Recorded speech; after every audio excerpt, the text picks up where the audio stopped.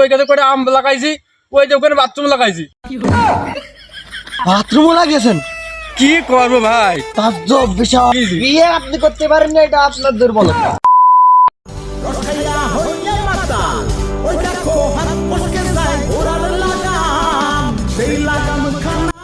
সুপ্রিয় দর্শক মণ্ডলী, দেখতে পাচ্ছেন আমাদের বাংলাদেশের একজন যিনি কিনা এই খেজুরের রস যিনি কিনা এই জিগের রস বেশি কিন্তু বাংলাদেশের মধ্যে এখন টপে রয়েছে, এবং তার মুখ থেকে শুনবো যে তিনি কিভাবে এই খেজুরের রস দিয়ে জিগের রস কাটতে মানে আগ্রহী হলো। তো তার মুখ থেকে আমরা শুনবো এখন।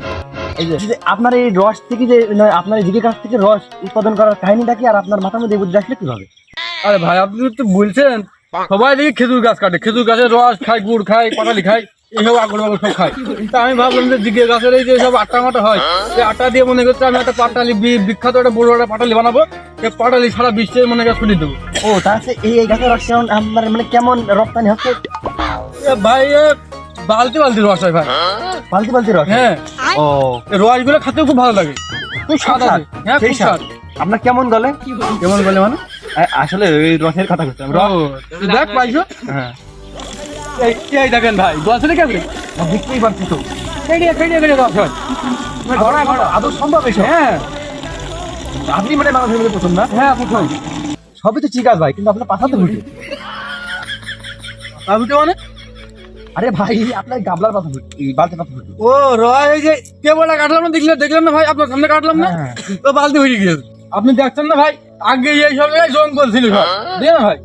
আগে এই সব জঙ্গল ছিল, হেলিকপ্টার লাগিয়ে আমার এই রস মাছ খেয়ে জায়গাটা একদম পুরো সমান হয়ে গেছে। সেই জন্য যে তামুক লাগাইছে, ঘাস লাগাইছে সাইডে, ওই যে ওই গাছে করে আম লাগাইছি, ওই যে ওখানে বাথরুম লাগাইছি। বাথরুমও লাগিয়েছেন?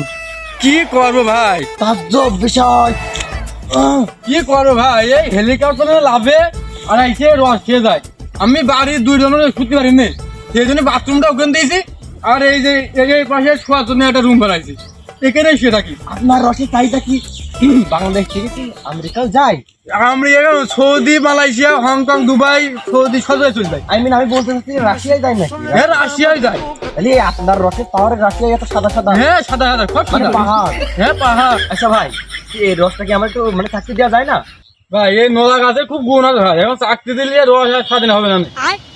তাহলে এই যে চুরিকে খেয়ে যায় তাতে কিছু হয় না? ওই জন্যই তো ভাই যে বাথরুম লাগাইছি, এটি ঘর বানাইছি, এখন বিয়েটা করতে পারলাম না, খালি এই রস নিয়ে আমি জ্বালাই পেটে গেছি। বিয়ে আপনি করতে পারেন না, এটা আপনার দুর্বলতা। ভাই এই যে রস বেজে ভাই আমি খুব টাকা ভাই, আমার বউ দিয়ে দেবো, টাকা আমাকে হবে না, সেই জন্য ভাই আমি বিয়ে থাকা করিনি।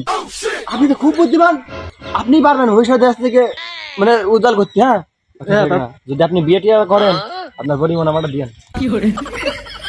এই আমার বোন নাম্বার তোর দিতে যাবো কে? তুই কোথায় যাচ্ছিস কি? আচ্ছা ভাই, এই যে আপনার এই ভিডিওটা আমরা নিলাম, এখন এই ভিডিওটা আমরা সোশ্যাল মিডিয়া বা কোনো প্ল্যাটফর্মে আপলোড করবো।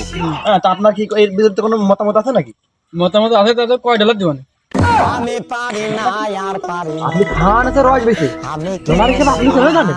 এই যে ভাই এই রস কিন্তু বাংলাদেশ বা সৌদি, হংকং, দুবাই সব লোক কেনে না, এই সব কেনে সব রাশিয়ার মেয়েরা, ওরা কেনে, ওরা ডলার দেয়।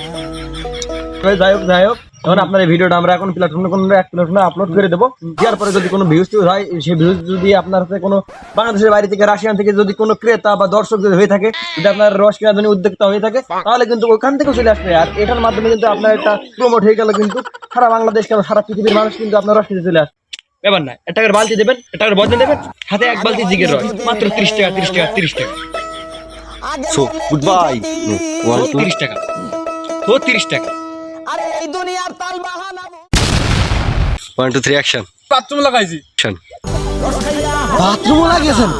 কি করবো ভাই, তাজ্জব বিষয়। So good bye. 30 টাকা, 30 টাকা।